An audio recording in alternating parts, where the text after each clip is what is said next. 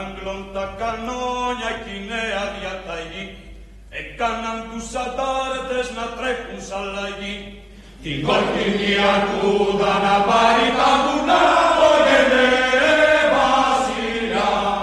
Δεν μας τρομάζουν των Άγγλων τα κανόνια, ούτε τους κόβει η νέα διαταγή. Το έχουμε γράψει στο Σύνταγμα με αίμα, με ελευθερία και όχι κατοχή.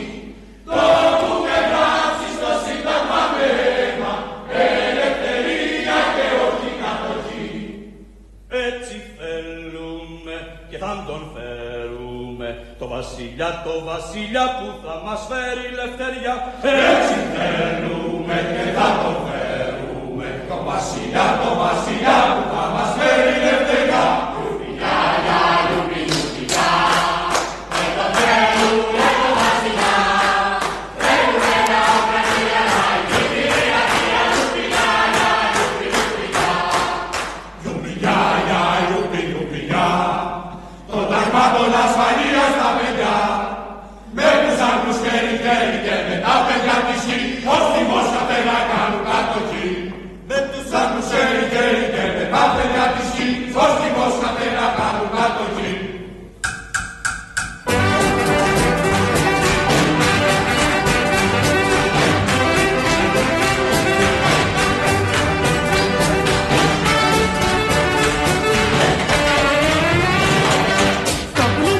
Είναι κόβει, και έβγαλε φυρμάνι για να ξεφυρμάνει.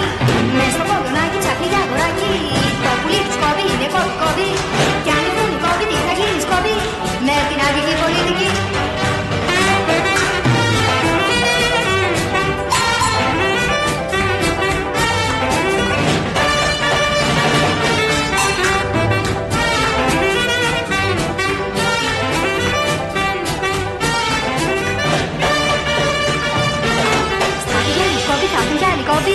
Κι αν με 1000 κόρπα μάζεψες τα όπλα, βασιλιά να φέρεις δεν θα καταφέρεις.